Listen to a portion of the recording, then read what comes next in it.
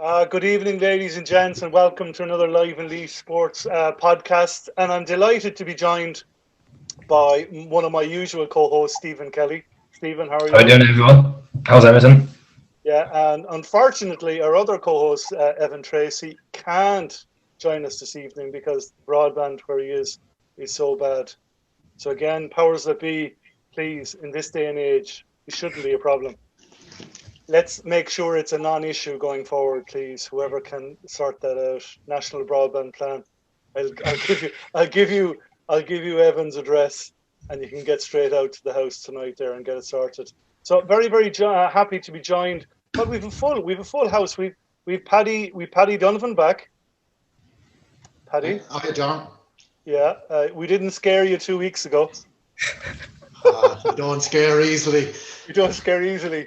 Well, we must have scared you because you're wearing a leash top now and not a Limerick top. While I have you, did you see that suggestion where Tip and Limerick joined together in the football? Oh, no. The counterbalance. I saw that. The counterbalance, the dominant Dubs. Yeah, I don't think the cross-border stuff down in Munster is understood somehow or other. No, that's suggesting awful things like that. Yeah, crazy suggestion. Delighted to be joined by Roy Cobbe. Roy, it's great. Hello. It's great to have badminton represented. Thank you very much, John, for the invitation. Thank you. Yeah, you might want to turn up your volume just a little bit, Roy. There. Bring it a bit nearer, maybe you might hear me better. That's perfect. Roy, great to have you. We're delighted to be joined by John Finn. So there's table tennis as well represented in the house. Hi, John. Hello, how are you, John? Great to have you. Great to have you. And we've Garrett Culliton. So How Garrett, John? Great. You well? Yeah, great. Great to have Clonaslee represented in the house as well. And Chris Conway. Chris, great to have you. Glad to be of assistance. Yeah, so we have an Arliss man in the house as well. So we have a good spread. We have a good spread around the county. And I'll start the ball rolling by handing over the microphone, so to speak, to Stephen. Stephen, have you any questions for the men? Because I know you do. I asked the question. I already knew the answer because we've already sent out some of the questions. Yeah. Fire away there, Stephen. No problem at all. I was just going to ask John Finn a question. I was just going to ask him what would he have considered his greatest asset as a player? Yeah, I had a look at the questions, and it's you're not often presented with such a question, so I kind of had to think about it in the sense that acid. I suppose I suppose first of all, I love sport, and I love to compete, and so that's obviously a good grounding to start with, and after that, then I suppose over the years is being available, being reliable, and determination to win and succeed. And I suppose, generally over different sports I did over my sporting career, that was those were the things I brought to the table. Mm-hmm. What would you consider your greatest success if you had to pick one in particular then? Well, I've had a long career in sports, and between athletics and table tennis, and in the last quarter or third of my sporting career was wheelchair rugby. But table tennis obviously dominated for many years, and that one, looking back on my table tennis career, I would say Bratislava in 1999, European Championships.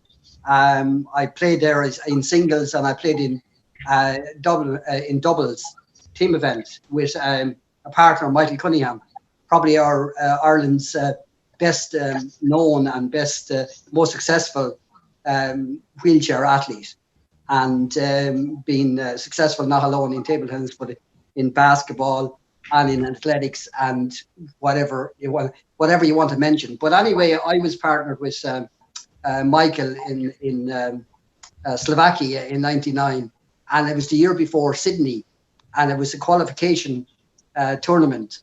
So we managed to get to the semi-finals of the team event. And by achieving that level, I gave Michael a ticket for the Sydney Games. And I suppose as regarding achievement, even though I didn't make it to Sydney myself, I consider it a fantastic achievement, you know. Very good. And what kind of like, what's it like going like playing abroad for Ireland? Like, what's that kind of like to kind of see people from other parts of the country and then kind of come together as kind of one team? What's that like? Is it hard to kind of gel, or is it something that kind of just comes with practice, or what would you think? The experience of traveling with an Irish team to various parts of Europe and beyond was fantastic, you know, because we trained and we did tournaments around Ireland, the Leinster League and whatever. But to travel on an Irish team, you know, sometimes would be maybe only 4 of the team, sometimes up to 15 or 16. So to be away with an Irish team, obviously, I give you a chance to, you know, to bond as players and to support one another and to, you know, to look out for one another as regarding getting the maximum results out of and obviously success out of the trip would be on. But it was a camaraderie, and it was a chance for players from various parts of Ireland that we only met at training camps and at tournaments. So we very much got a chance to, you know, to be together and to understand, you know, and obviously brotherhood was a huge part of it, you know. Just one more question for you, because I know it was a little bit different, but when I was in fourth year, I went to Haywood School, community school, and we played wheelchair basketball a couple of times. And I remember it just being very hard. Like, I can't imagine what it's like to be doing it kind of no end, because it was obviously just something we did kind of for a week or whatever. But I was just kind of wondering with the rugby aspect of it, like, could you kind of give us an insight into that? Like, I'd have never seen a wheelchair rugby game before, so what's that like to play in? Yeah, I think the question that I was kind of thinking of is what was on the paper there was the basic rules of wheelchair rugby. Well, it's absolutely, yeah, played on a equivalent to basketball court size, and the idea of the wheelchair rugby is to get the ball over a goal line in control of the ball. And basically the team is made up of 4 players, and the game is made up of 4 8-minute quarters. And basically you're allowed you know, a panel of 12, but yeah, it is also designed as a sport for wheelchair users that have a high injury. That means they have 4 limbs affected by their disability. And it was invented basically in Canada in the 70s. But my partner in crime here, Garrett Culliton, is the one that successfully brought it to Ireland back in the 90s. Very good. Well, thanks very much, John, for that. That was really good. I was going to actually just kind of like develop that point with what's his name? I'm just trying to. I have the questions just here. I'm just kind of making sure I'm not mixing people up because that look a bit embarrassing. But yeah, with Garrett, I suppose I was just going to ask him like what was his like experience like, and what kind of made him decide to set up a Irish team back in 1997. What was that like for him? Or yeah, well, I suppose I was there from the start. Can you hear me okay? Yeah. Yeah. Sorry. So I suppose before my injury, I got injured playing rugby back in 1992. I was probably most of what I did was team sports like the hurling and football, soccer and the rugby itself. And even though I was involved in individual sports, say after that with athletics and table tennis, I was keen to do team sports. So I was playing a bit of basketball. And as John says, for rugby, you have to have 4 limbs impaired. So I wouldn't have great hand function or core function. So I was struggling a bit with the basketball. And I had seen wheelchair rugby being played out in Stoke Mandeville in England while I was over at an athletics thing. So I thought, this is one we'll have to get back home.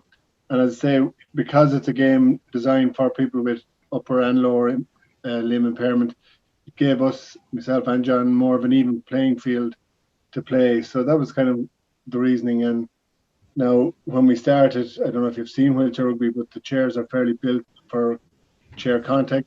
But we literally started with our day chairs, so we had to kind of start at the very beginning and take from there, and we built up as we went along.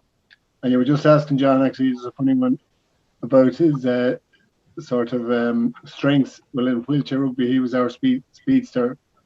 And when we started and we had no real team tactics, when we were getting bet off the field, our one tactic was the Portlaoise Express, and that was where we just hope John could chase after and catch in time for scores. So we did manage to get a few scores out of that. So, Garrett, the team talk was very, very simple. Give the ball to John. Yeah, let him off. And let him off. Watch him go. Launch the ball. Launch Brilliant. the rocket is right. That's great.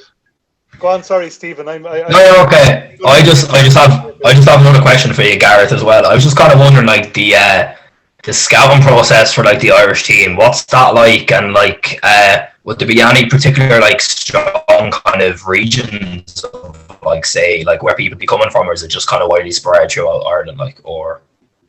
Well, it's a minority sport. I suppose all disability sports are minority, and wise. So we did start and was kind of based between Dublin and Connolly. We used to have training sessions, which was a good central point. At the moment now we have 4 teams. There's an Ulster team, a Dublin-based team, a Munster team down in Cork, and then we have a team in Laois based in Vickerstown. So yeah, you're just trying to get the local people in. Originally, early on, we would have gone around, travel the country doing demos to try and get people involved. And I suppose it was hard at the start because we'd go down with our own chairs, and we only had a few chairs, and you'd get guys in to try things out. But of course, we needed the chairs, so you couldn't lean behind. So as we developed them, kind of got second-hand chairs and built up, we were able to sort of leave a couple of chairs maybe down in Cork or up north. So it's been a slow process, but I suppose with social media now, it's a bit easier to get things out. I'm not saying they're coming flooding through the doors or anything, but that's how you can do it. And then when you refer to the Irish team, I suppose, like anything, you progress from your own squad team and maybe get selected onto an Irish panel. So that's kind of how we go about it. Good question. And you mentioned Vickerstown.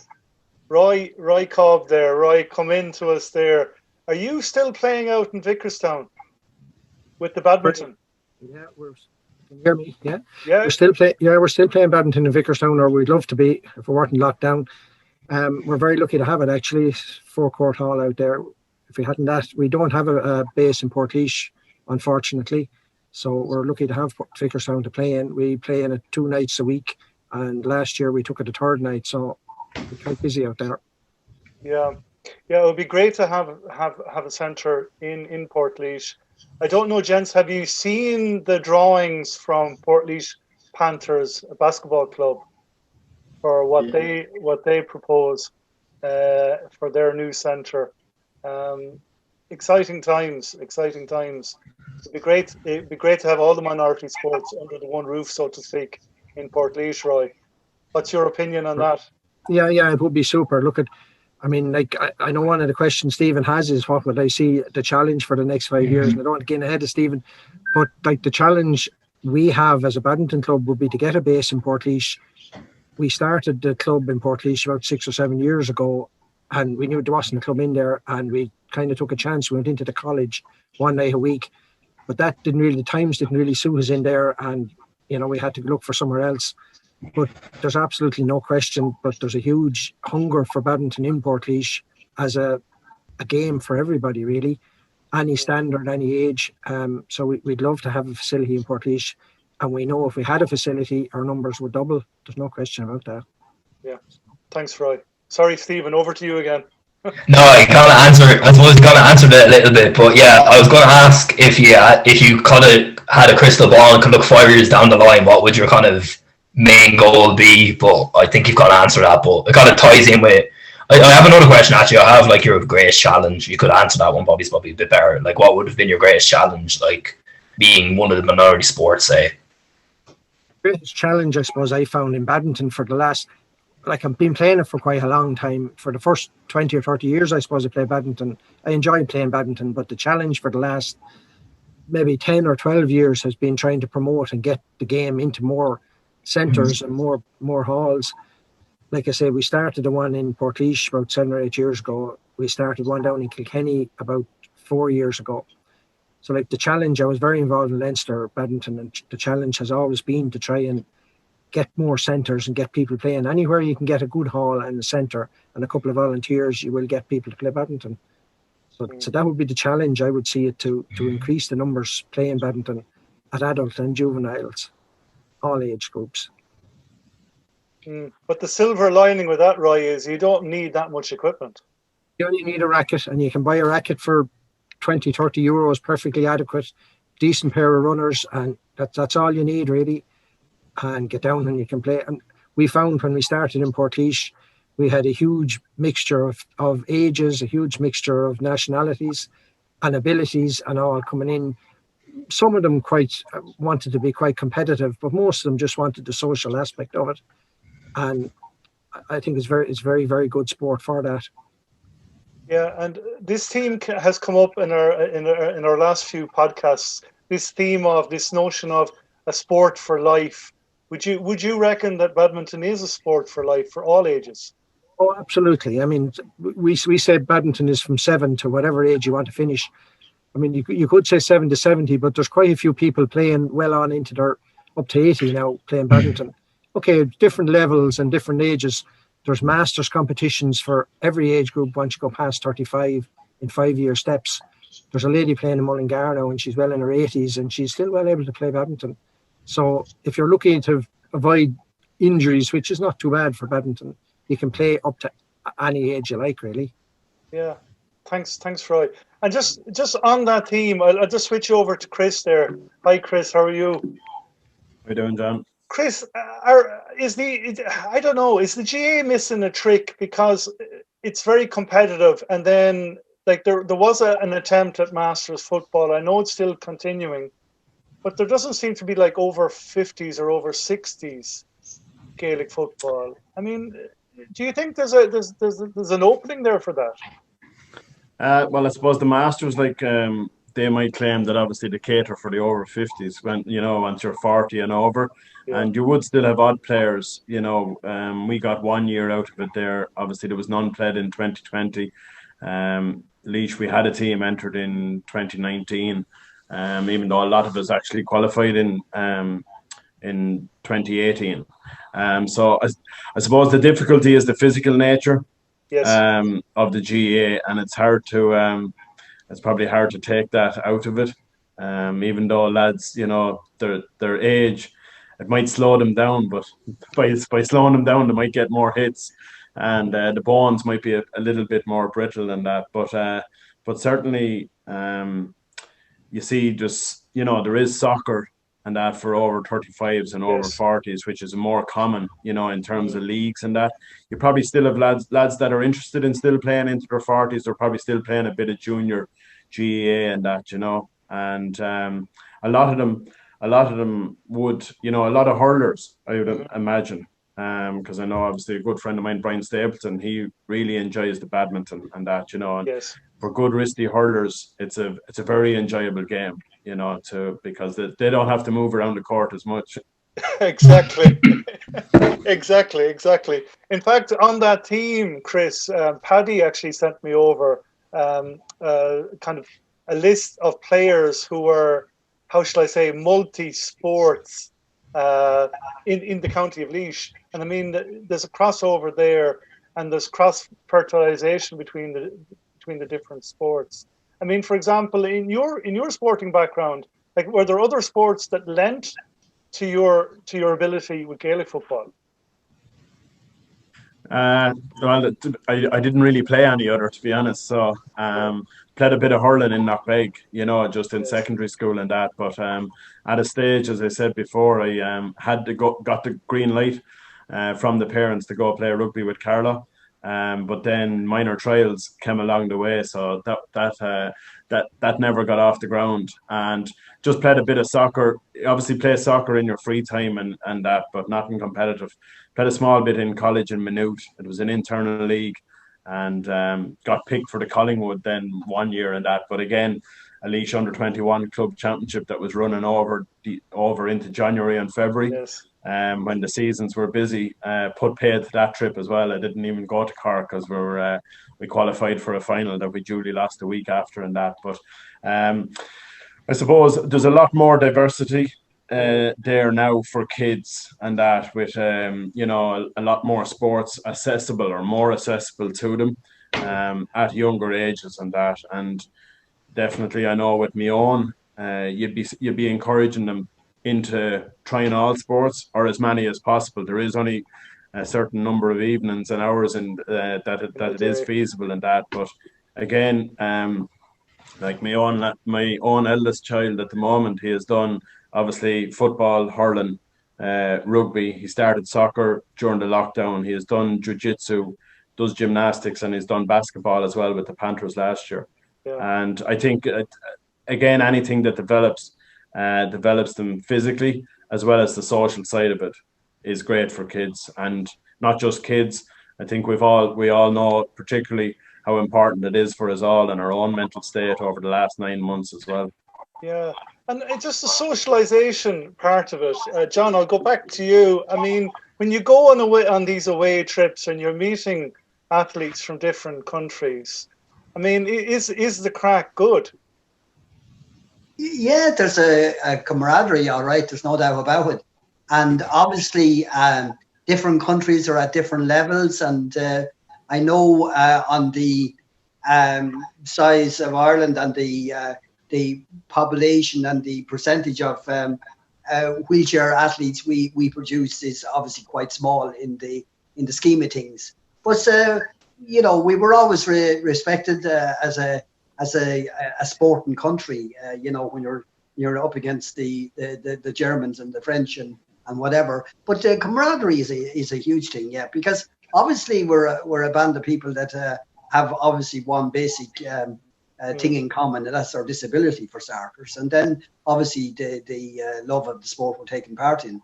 So it's very easy to make friends and to be and keep in touch and obviously watch their progress. And obviously in recent times, social media has made that much easier to track people you've met over the years, and how they're getting on now. And was said about the badminton and about sport for life. Of course, table tennis is one of those sports as well. That it gives you a very good workout and keeps you in relatively good shape. But yes, it's easy on the limbs, and wear and tear is possible, but not as much as obviously the big four field sports. Exactly. Thanks, John. Paddy, you've been very quiet there in the background. Love's giving you a hard time. Paddy, you've been lurking. Yeah, I can't get a word in with you. No, come on, step forward there. Don't be shy. Okay, just generally on what everybody has said so far, that the minority sports, I don't think we've really touched on the achievements of Garrett Culliton in discus and shot. World records, as far as I know. Roy has lifetime awards got. Unbelievable his contribution.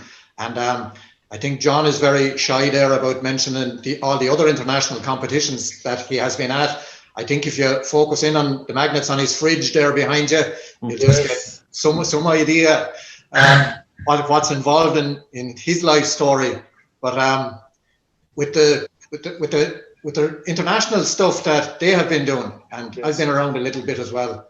The international stuff is really what sells my sport of handball over the other GAA sports, because I've been on multiple trips, and you don't even have to be good at handball. There are B competitions, challenger competitions, overage stuff. I kind of feel sorry a little bit for Chris Conway going up to Donegal in the rain, playing in the league in November while I was out in Valencia on the beach playing handball. So and I'm sure the others can kind of resonate a little bit with that. just going back there, you mentioned the crossover between GA sports and the other minority sports, and I think Chris there mentioned about a few wristy guys that benefit from badminton, but I think we mentioned a couple in the last podcast, that DJ Carey and Richie Hogan. If you want to see a pair of wrists, both hands, you'll see both sides. But just to go through the Laois lads, Evan Carroll, probably our best free taker and prospect in the forwards once Ross Munnelly retires. Evan played failing a Gael handball, and he played in an under-16 doubles. But his partner in that under-16 doubles was a guy called Gary Murphy from Culliton. I'm sure Chris is nodding there, knows Gary very well, another talented footballer. And I'm sure Chris knows Joe Brennan from Kiltyard. We all know Big Joe. Yeah, and a Leinster intermediate champion in his day. And I think he was playing centre field up to the age of about 43 or 44. But Joe's a club mate of mine for over 30 years, and he won singles All-Ireland at 55 last year. We go down the list then to hurling. Ray Fogarty from the Harps was an All-Ireland champion under 17 and 21 in handball. And he has coached handballers out there, and one of his proteges is a guy called Podge Delaney. Podge plays centre back for Laois hurling at the moment, and Podge won an under 17 All-Ireland. And if you go to Camogie, there's a girl out in Culliton called Molly O'Connor. She won minor All-Ireland Camogie with Laois 2 years ago. I remember it because they beat Limerick down in Nina, and I happened to go to the game to see how Molly But don't start crying on air, Paddy. Don't start crying on air. No. That was 2 years ago, John. I've had no tears since. You've gotten over it, have you? I have, yeah. Beginning to. But Molly was an under 17 All-Ireland handball champion the year that she won the minor. And I think in our underage panels at the moment in hurling, under 18 and 20, there are 6 Cullihill handballers who have come through the ranks and are facing into careers as senior hurlers. And we have Una Brophy then under 16 in Camogie, a leader as well in. And I notice as I'm going down through these lists, and if you go through other counties, the handballers are actually leaders when they get out onto the pitch. They're tactically aware, the peripheral vision that they have. They bring so much from their own sport onto the hurling and football field. And I don't want to blow handball too much here, but what you could do if you learned table tennis and badminton, what you could do if you went into a wheelchair and played some wheelchair basketball, even as an able sports person, how much you would learn as a developing player before you make your way onto the county minor teams in hurling and football. So that's my bit for tonight, John. The shop is closing down here. My sales pitch made. So it's the quality, not the quantity tonight. Yeah. Very good. Now, Roy, you have to do the same now for badminton. You have to sell badminton. Paddy has just sold handball to us. Are you there, Roy? I'm here, all right. I'm afraid as a Laois person, I can't live up to Paddy's exploits out in the international circuit. The farthest I ever got was to a Leinster to an All-Ireland club competition. We won an All-Ireland club competition one year, and we spent a lot of years trying to win that. So that was my major achievement as a player. But I suppose I worked. Yeah, it's a great achievement. Well, it was a good achievement. Yeah, we haven't done so since, and that was about 15 years ago. But anyway, there is badminton has international players that go on to the Olympics. Unfortunately, there's none of them from around this area. And there was a nephew of mine played on a Leinster senior team for 3 or 4 years now, and they played in an English league competition. So that was a great achievement for him. And his sister played for a couple of years as well. And she's living actually outside Portlaoise now. She's teaching in Portlaoise. Oh, what are their names, Roy? Mark Cobbe played for Leinster for 3 or 4 years. And she's Dawn Carter now. She lives over in Ballyroan. She played for Leinster for a couple of years as well. So super players. But I'm afraid none of them played for Ireland. And I was a long way off a Leinster team. I played Laois senior county team for quite a good few years already, with not a lot of success. But I suppose that was my major achievement. Yeah. But I was interested in just the coaching aspect. And I was reading about you, Roy, and you and your brother Alan got roped in by a certain clergyman back in 1980 to start coaching juveniles. You were playing away, and then he kind of caught you and said, "Go on, have a go at that." Yeah, well, I suppose what was that like? Look, at the time, Alan and I started playing when we were young, and I think it was to get us out of the house to do something, and it was handy to send us into badminton 2 nights a week. It worked out well, and we love badminton. We always love badminton. But we're 3 or 4 years in, and we'd no juvenile club in the hall, so we were playing in a senior club, which worked out very well for us. But the clergyman in the hall at the time came in one night and said he'd like to see a juvenile club starting up in the place, which is really a good idea. And he asked us, would we take it on? Now, the two of us took it on with no coaching qualifications whatsoever, I'll have to say, or no child safety or anything like that. But we ran a very successful juvenile club, and he still runs the juvenile club in Port. Obviously, he went off and did all his coaching badges and child safety and all that in the meantime. I kind of left the juvenile scene because it didn't suit my work. I wasn't able to go in on Saturday evenings to do it. And I took on coaching senior badminton more than juveniles, and do quite a bit of it in Portlaoise Badminton Club. Teach people how to play badminton, or I wouldn't say coach them very well, but I can show them how to play badminton anyway. But that's where my coaching started, all right. We were asked to take on minding kids on a Tuesday night from 7 till 8:30. But look, we loved it, and they loved it as well. So. And you made a presentation to your brother last year. Can you tell Can you tell the men about that? Okay, well, nice. For about the last 10 years, I have been involved at Leinster level and was chairman for 8 years. And every year, Leinster recognised the achievements of different people around the province, and I suppose, a recognition of what they've done. And last year we made a presentation to Alan, to my brother, for all his work for coaching. He coached juvenile teams and brought them on county level and on all levels. And it was recognition of all his work for badminton in Leinster. So it was a big achievement, because there's not too many outside of Dublin get awarded this. So it was great to see him getting it. Yeah, it's great to see the coaches there at the coalface getting their recognition and being thanked for all the hard work they've put in and dedication. Oh, absolutely. I suppose, like any sport, we don't have enough people putting themselves forward as volunteers for coaching. Alan's daughter, Dawn, is now coaching as well. So she's an excellent coach, a really good coach.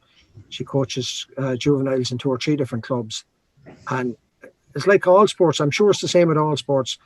Every sport could do with more volunteers, and certainly could do with more coaches on the ground. And look, I think badminton in particular needs loads of different new people coaching, and there's loads of potential out there. Last year we were at, I know the council brought down this crowd from the north to do a survey on what was needed in the town of Portlaoise. And I can't quite remember what figures they came up with, but they said Portlaoise had the highest number of under 25s, I think, outside of Dublin, which is phenomenal. And there's huge potential there to get them to play handball and badminton and football and everything, but just to try and get them in and get them playing. Yeah, well said, Roy. I mean, Garrett, have you seen that it's difficult to actually find coaches to coach in wheelchair sports, or are you well supplied? No, I mean, again, a minority sport. It's hard to get players, not to mind coaches. So, and even sort of sanctioned coaching courses. I know IWA Sports are working on developing coaching courses. So they're only really coming through these days now. I know there was a wheelchair rugby kind of an intro course ran there over the weekend. So to date, it's kind of experienced old fellas like myself who are keeping coaching going within the clubs that we're involved in. So yeah, it is hard to get coaches in, get people, I suppose, to give back, having played the sports. A lot of people get to a point and go off, do other things, and a few come back, but a lot don't. And the few that come back, Garrett, I mean, again, I've been thinking about this before tonight's programme. Like the coaches that do come back in and give back to their sports, do they get enough recognition? Do they get people saying, well, thank you for your time? Because I think it's a huge undertaking, especially now. Well, before the pandemic, everyone was so busy working 1, 2, 3, 4 jobs. Well, I suppose for sure the athletes that are involved or getting the coaching are very appreciative and give the, I'm sure they're constantly thanking them. We don't get much coverage media-wise anyway, so no more than athletes or players themselves, coaches are probably not getting a whole lot of recognition either. It's a hard one really to answer or to know how you sort of improve that. All you can do is just, as a group, keep, show your appreciation to those coaches and that. Like anyone in coaching, I suppose, like Roy there does it for the love of the game. So we're not looking for anything, but yeah, you're right. Just need to kind of appreciate them more and give them credit. Exactly. And John, on that theme, I mean, we have sports person of the year, sports personality of the year. Surely we should have coach of the year. Or maybe I'm wrong. Maybe there is coach of the year. Well, coaching, obviously, it's a skill that is generated over a lifetime of sport. And a lot of the people involved in table tennis, for instance, they're usually ex-players, or some of them are like myself. I play and I coach. And because table tennis is a sport that can be played, that wheelchair people can play, able-bodied people pretty much, well, not at a level playing pitch, but at least we can be competitive against able-bodied. So a lot of able-bodied coaches that are in table tennis Ireland, would be involved with wheelchair table tennis, or so we have a combination of our own people, ex-players like myself now, helping along the next generation, both going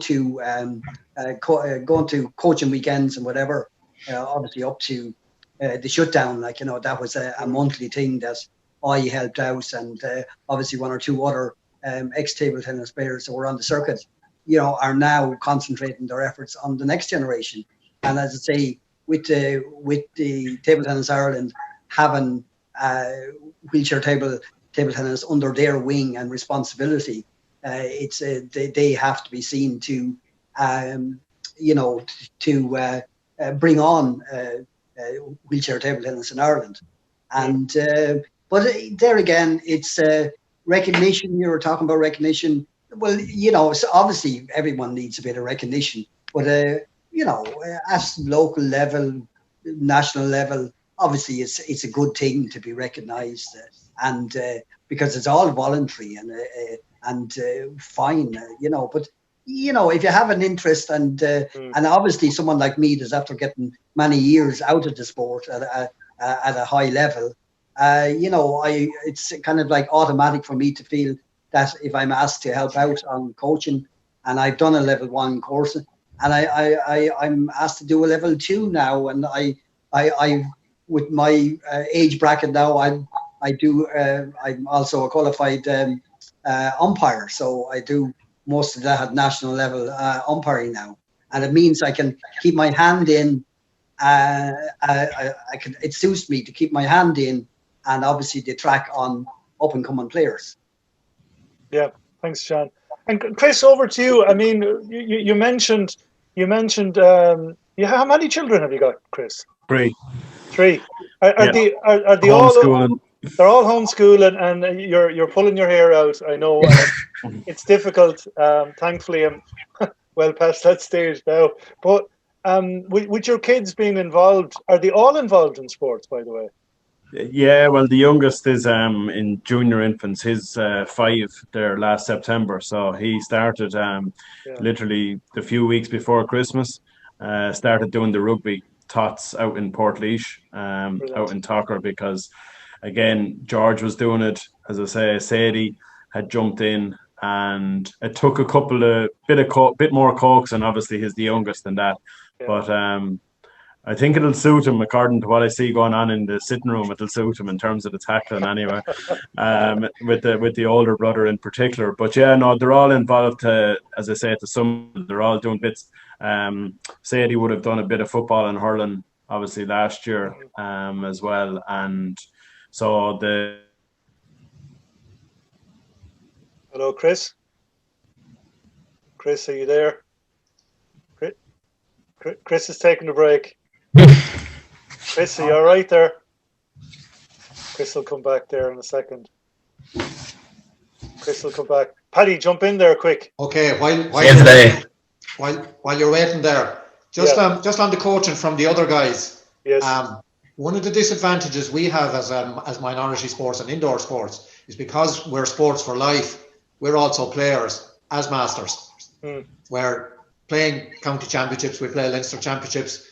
We go on maybe play nationals and tournaments. Might get an international trip or two in the year. But you have to practice for all of those.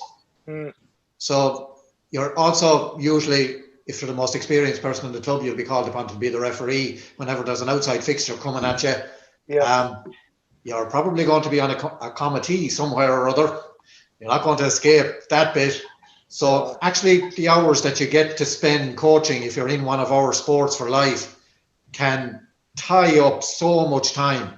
And actually, some of the most successful coaches that I know wouldn't be players at all. They would have stopped playing or maybe never played the sport. But they're doing it off of videos, but to have the time. And at least the ones in Laois that I know, they don't want any recognition. Their recognition and the reward for them is to see a 13 or 14-year-old that has been with them 3 or 4 years collect a medal. Yeah. They don't want medals for themselves. Actually, and it gives them because even if they did go in and win a medal, they'd feel that they were losing time where they could be coaching the juveniles and they could be operating as secretaries and chairmen in the club. And I was just wondering what Ryan would think of that in his. I'm sure he's come across it, and probably John the same. Yeah. I mean, players playing doesn't leave a lot of time for coaching, but most players are inclined to give back anyway, so would be inclined to go back into coaching when their playing days are getting a bit shorter, maybe. Yeah. John? Yeah, well, obviously I would. I'm still working, so I'm not in a position to give time to coaching a lot locally. I do a bit. I run a club just to get my spoke in from a local point of view. What's going on and what's happening with table tennis. As I say, it's very much a low ebb at the moment in the county, but it used to be a huge sport, especially in the right through up to the end of the 70s into the 80s. But I opened the club in the middle noughties, because up to then I was travelling twice a week either training or taking part in Leinster League competition. But I couldn't continue that. It was unsustainable. So that's when I started a club in Portlaoise, originally in old Mary's Hall. And then I'm now in, for the last 10 years or more, I'm in a parochial hall at the Dead Wall near the railway station. And I run a club there. And most of my clients are foreign nationals. And the reason they're taking back, obviously, foreign nationals, a lot of their table tennis is one of their sports or national sports in their countries. So this is the reason why so many of them are involved. I get up and down. I get some local people involved, but I do from the coaching point of view. It's more or less, it's got for me now. Obviously, it was a means to an end when I set it up. I obviously needed to keep the clock going as regarding getting workouts and whatever. And but in recent years now, it's more about the game for life. And obviously, I only do seniors because you're in a different scenario with children. Even though but at local level, I only do adults. But because of health and safety and child protection and things like that, it's a new ball game. And I at the moment don't have the time for it, but in time, that I might have more time to do that, Yeah, and John, are you looking for players to come in? Are you looking for players and coaches to come in? Are you looking for new fresh blood to get involved? Yeah, well, because of basically we're back to venue and availability. I have a small hall with that parochial hall. 3 tables is the max you can put up. It's comfortable enough with 3 tables, but that's only that's only allowing you 6 players on a table at any one time.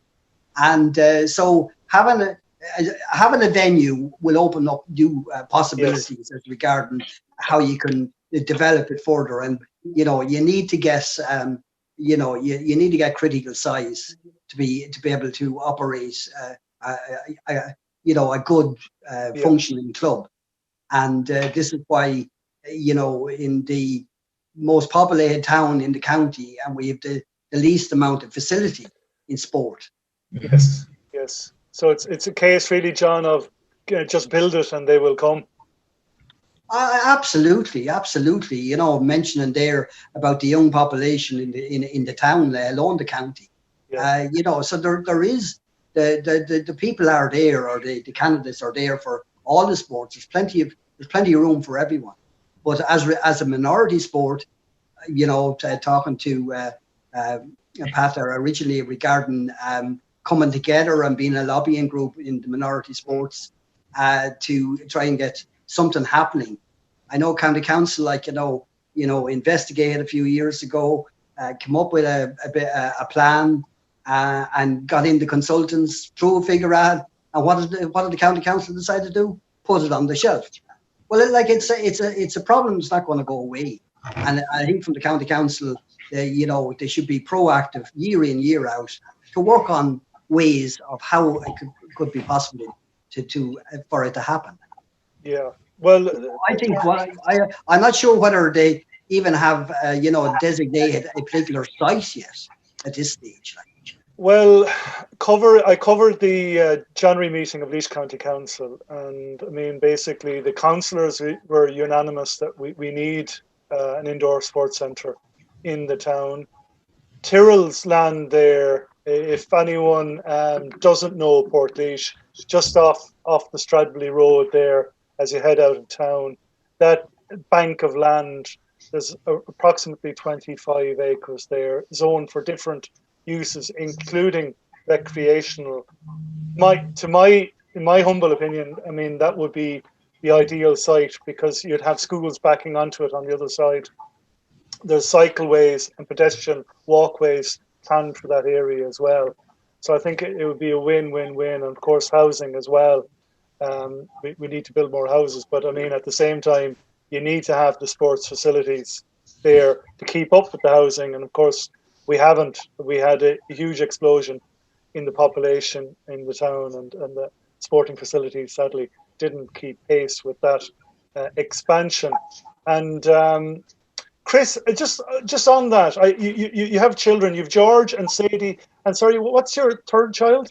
Yes, Senan was 5. So yeah, now they're involved in different sports, or they were just before the pandemic, and like you've seen it now as a parent, a concerned parent, and you have the children getting involved, and it's exciting. But also, can you see where like facilities are lacking, or what's needed?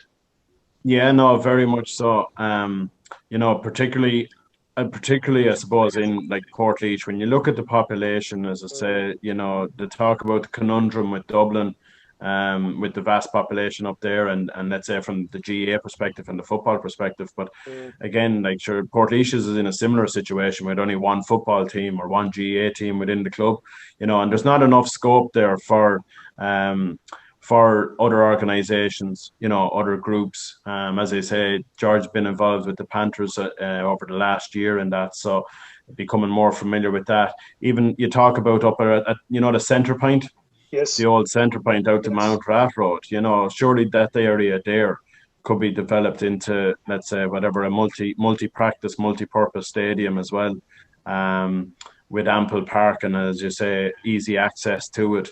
And that for the communities and the people within the town. And Portlaoise for the county is naturally very central, for other people to feed into then from the environs outside it and that, So certainly, as I say, there's definitely not enough. I see the numbers, out at the rugby, and whilst it's great to see them all involved, ultimately, like in Laois, you only have Portarlington and Portlaoise providing rugby.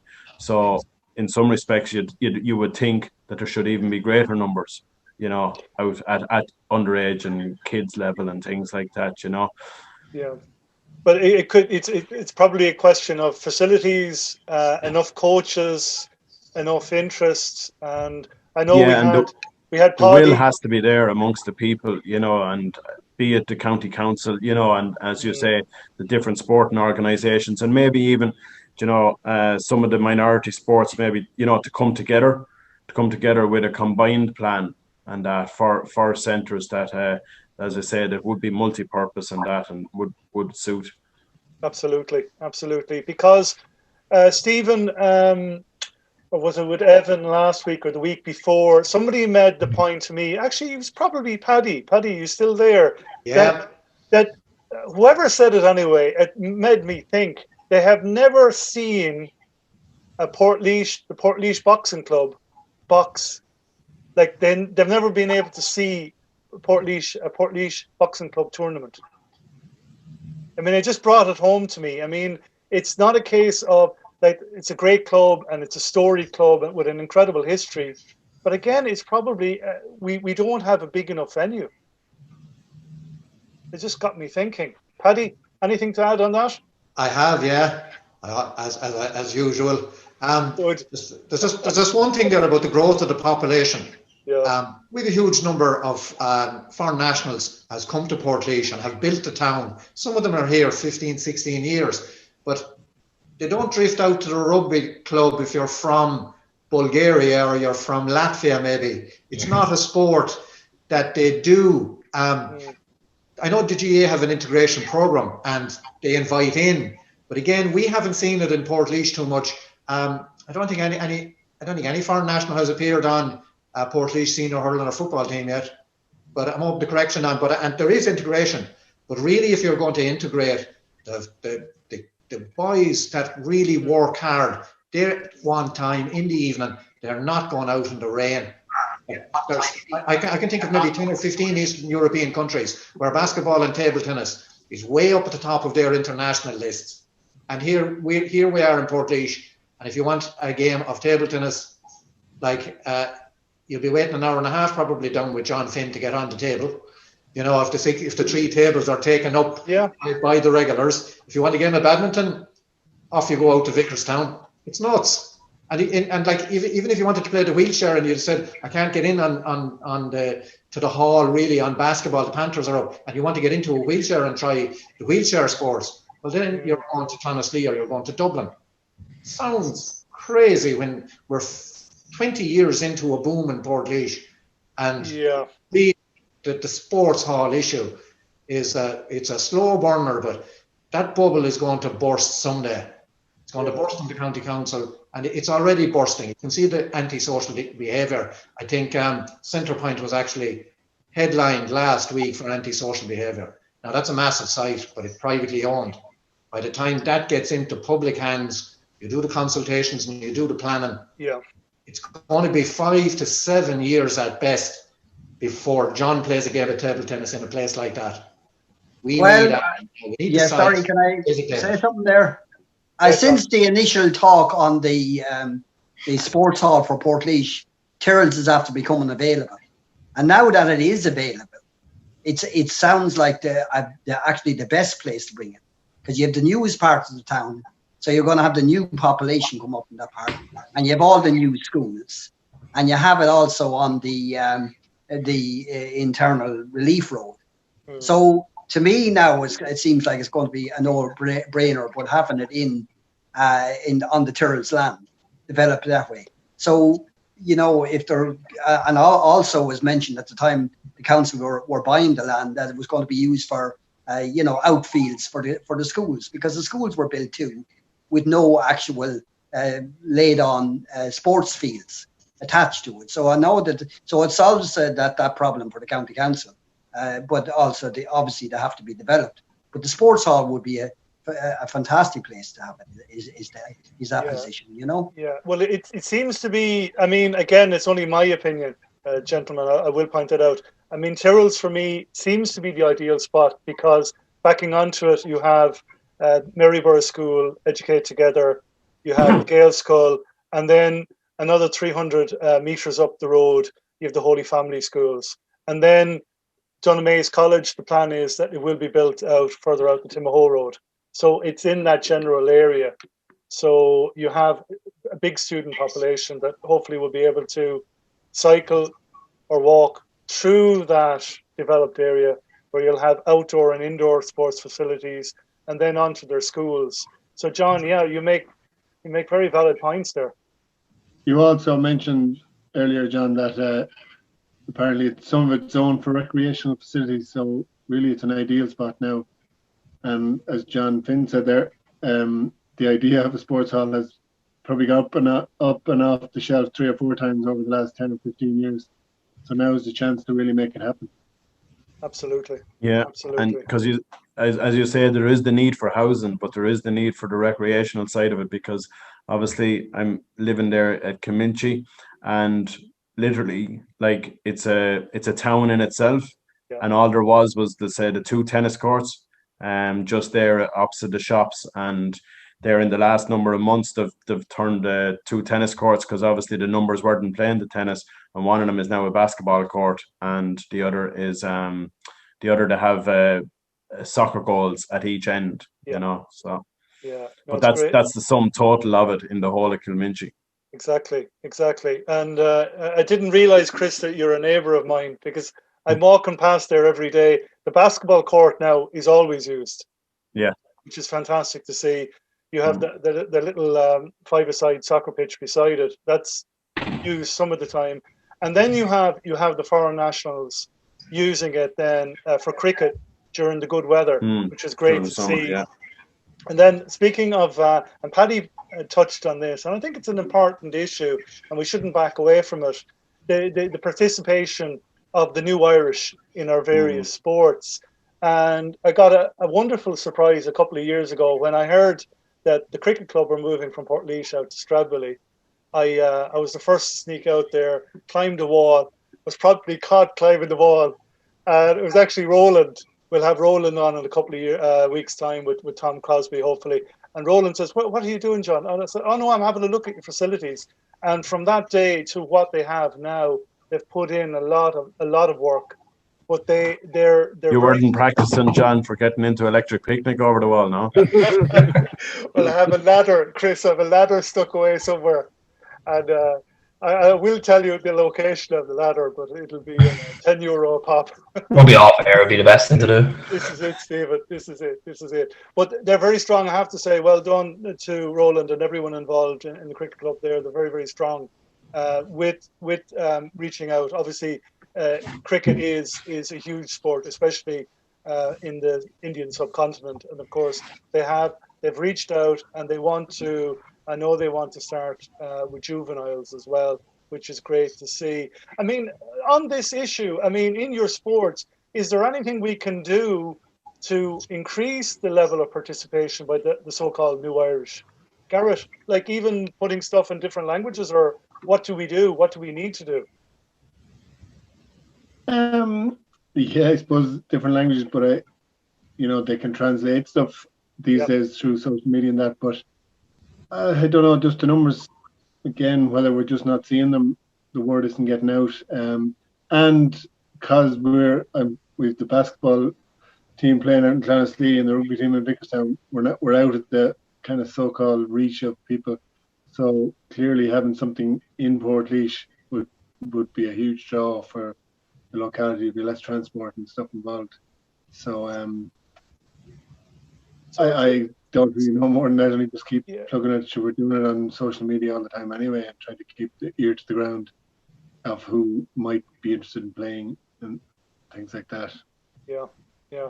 So really, it's a case of build it and they will come.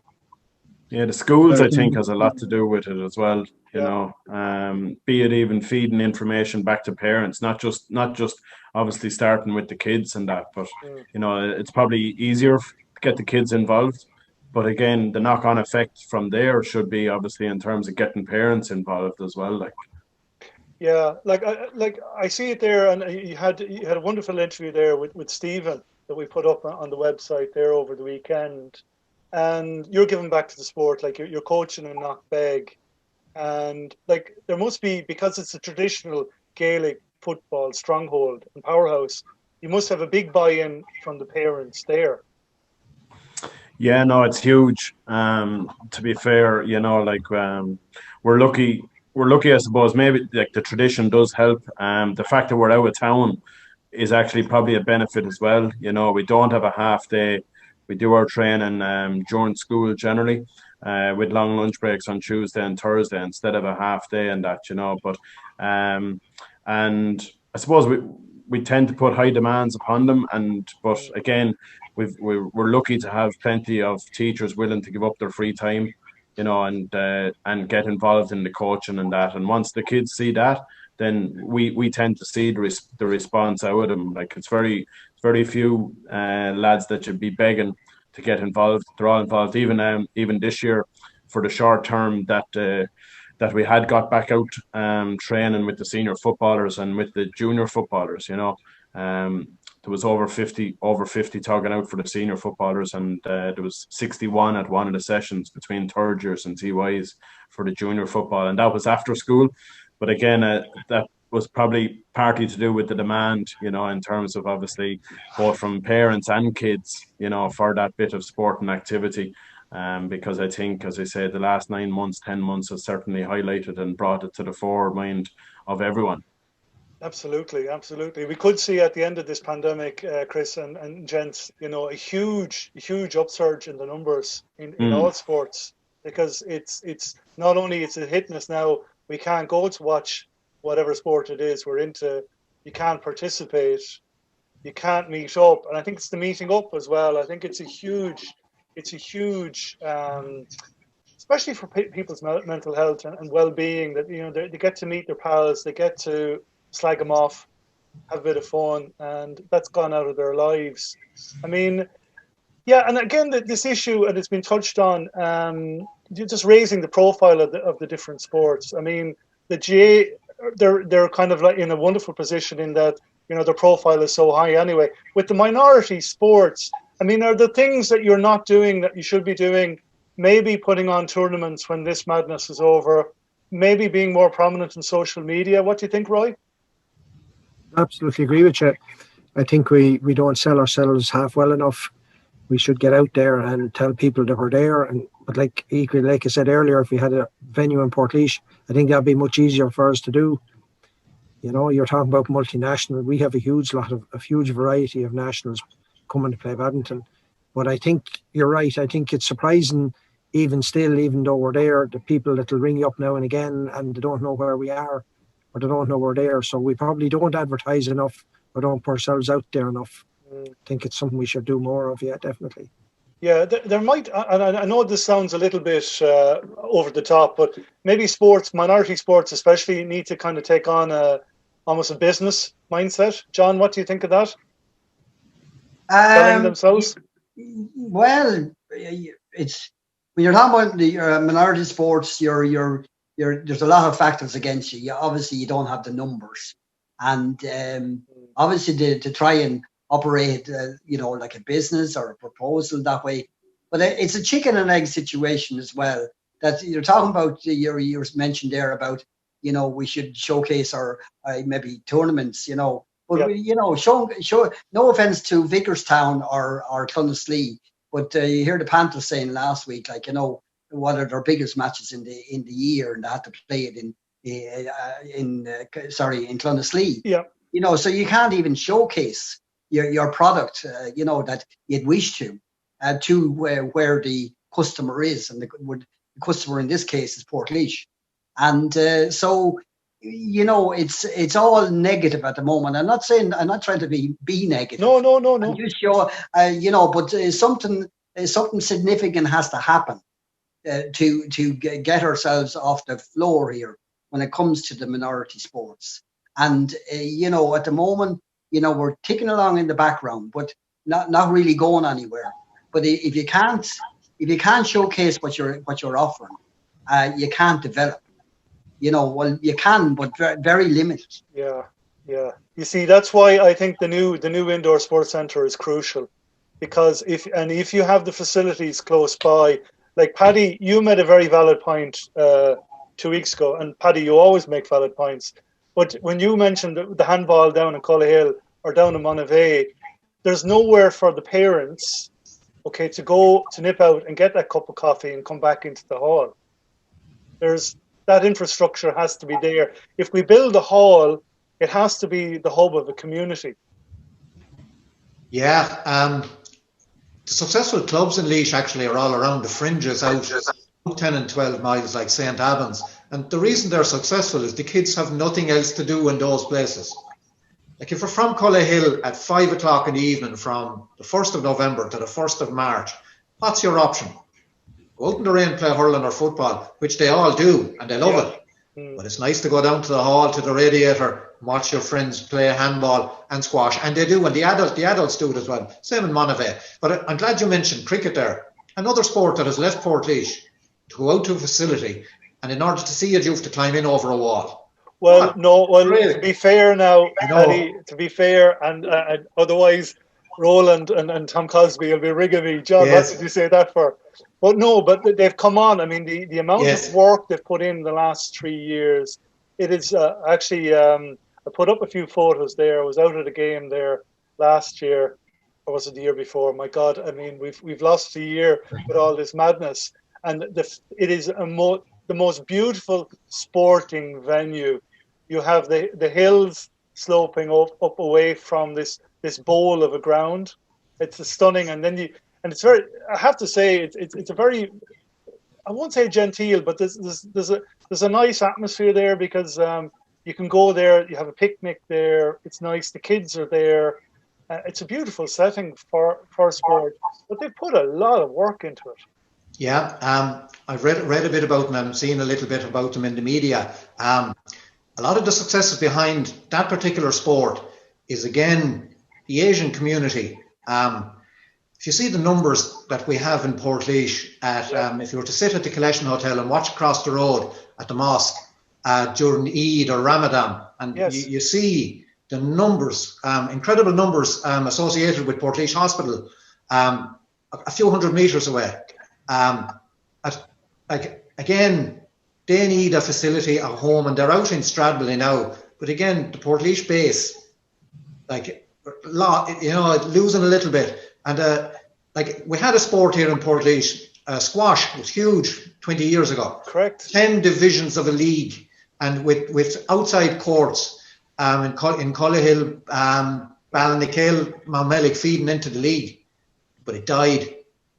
It's gone. It did. It did. I'm in Portlaoise now, just over the 20 years, and you're right. Squash was huge then, and it's just died. Yeah, but the dying of that sport was when the squash club in Portlaoise closed. Again, the heart and soul of sport in Laois, all roads lead into the town, and here we are with little facilities. And just one other point: we're talking to a lot of die-hard sportsmen here, and probably a lot of your listeners. There's quite a lot of kids out there that don't like contact sports. They just won't play the GAA, or they fall away off. Yes. You have maybe kids who are not built to be outfield players that maybe go into goals. There are autistic kids that in social settings feel a bit awkward.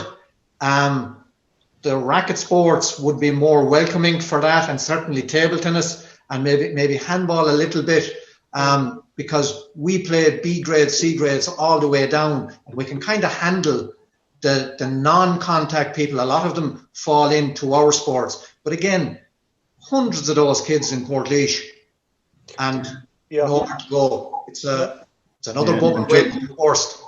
Yeah, just to back that up, in Knockbeg we always used to have a few table tennis tables, and amongst, particularly when the boarding school was there, and it used to be great fun. It would be very competitive as well.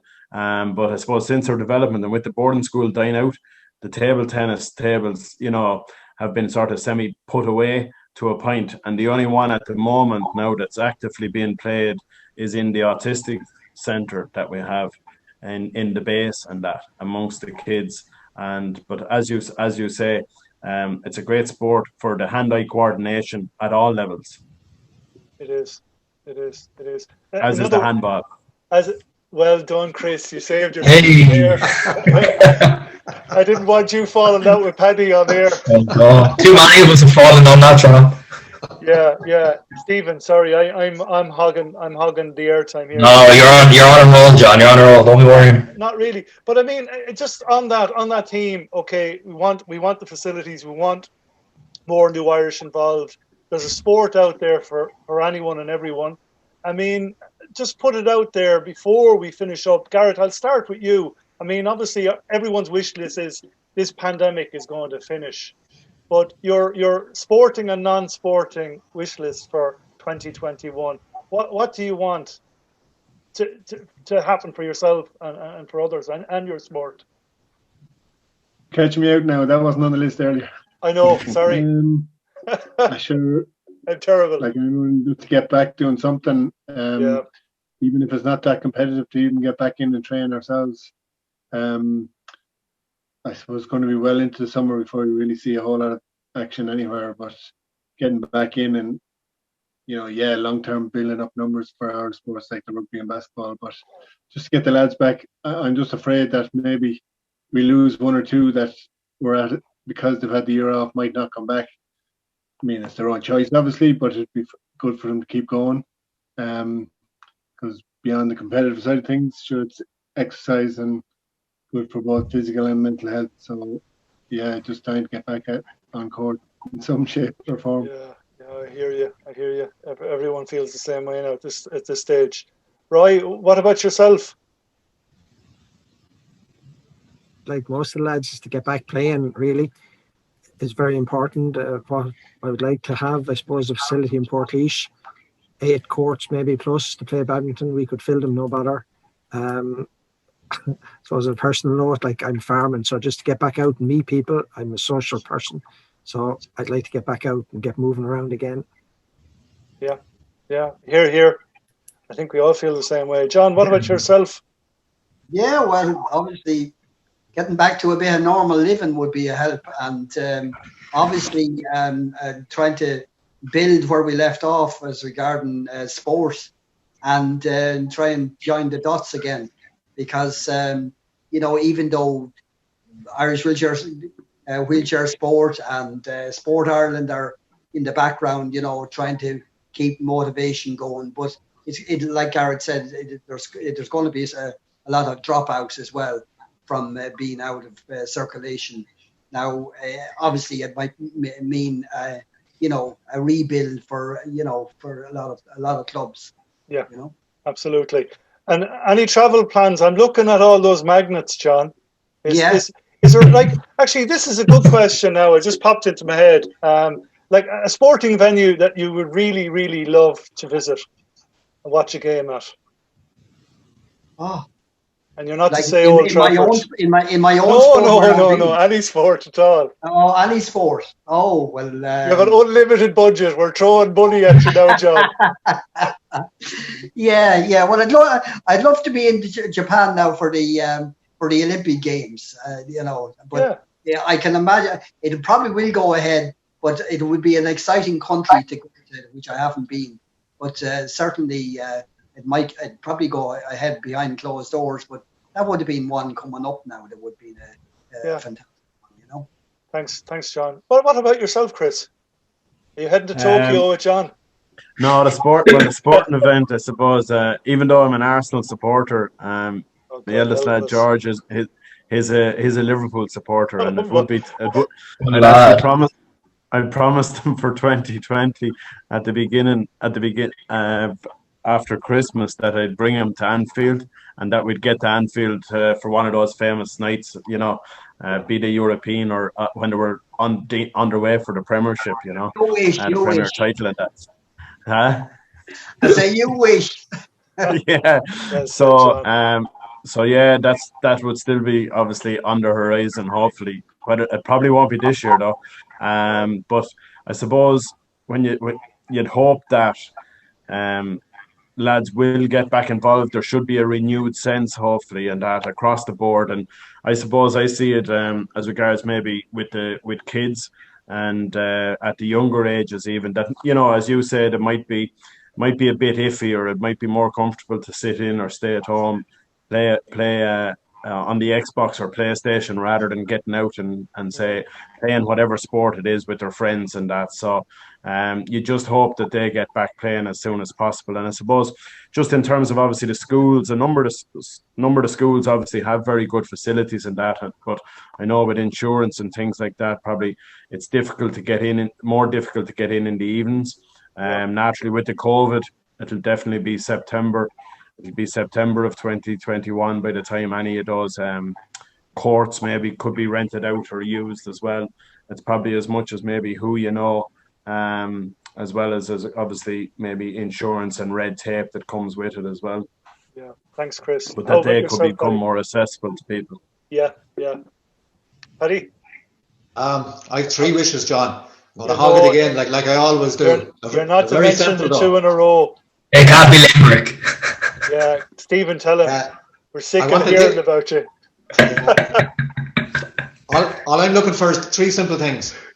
Indoor sport is dying on its feet, and obviously we're going to be last rolling out. I want a date for when our elite players can play between themselves, a small tournament online to keep the rest of us boosted while we're locked down.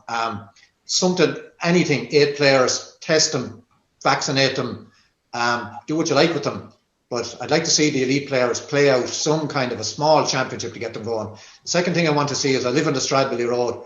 I want a JCB past my house and pull into Turles and break the wall. And the third one is very simple. I'm a very simple chap. I want to go down to Turles to a Munster final to see. Oh no! Here we go.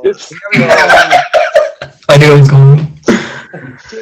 Gentlemen, do you see what we have to put up with on this show? Shocking. I don't know how we put up with you, Paddy. I know. We knew that was coming, though, didn't we, Stephen? Sure. Stephen. He's right. We'd be doing the same if Tipperary were on top tables now, to be fair to us. Exactly. No, a very good suggestion there about online competitions for elite athletes. And a lot of sports across the board could do that. Just build up the interest before we can have a general unlocking and opening up of our sporting lives. Stephen, apart from a Liverpool 2 in a row, what else do you want? That's gone. I don't know if that's going to happen, I'll be honest. But what do I want to happen? I suppose I'd be just the same as the lads. Just get back playing. I'm actually, I don't know if the lads know, I live in Portmarnock in Dublin now the last 2.5 years. So obviously, like, I literally live in the estate. The pitch is right across the road outside my door. So I just want to get back in there playing, even train. I'd honestly, lads, I do deadlifts, I do anything just to get back in there. Sprints all on the pitch, I'll do anything just to get a bit of training into me again. Football again, that's basically what I want. I'll rent out my ladder. You can hop over the wall there. I do anything. Like, I used to complain about the pre-season last year, like we all were like dead after, but I take it any day of the week now, I'll be honest. Absolutely, yeah. The sooner the better normal life and normal sporting life comes back. So, gentlemen, thanks for taking the time out. Have you anything else to say to us? I know we've asked you a couple of questions that weren't on the list. Mm-hmm. We're tricky like that. Thanks for coming into us. It's great to see so many different sports represented here tonight. We think you're great, to be honest. We would say that even though you're not just because you're sitting in front of us virtually this evening. Well done on all your sporting achievements. Well done to all our wonderful viewers. I mean, if you want to come on the show, feel free. If you have any suggestions about who we should be interviewing, let us know. Get in touch. All our social media contacts are on the screen, scrolling away as we speak there now. To Stephen, thanks for helping me out this evening. No problem at all. And I'm telling you, in future, if you want to tell me, shut up, John, shut up. I can't do that now, John. You're giving me any bit of airtime is good, whether good or bad. You know yourself. Well, this is it.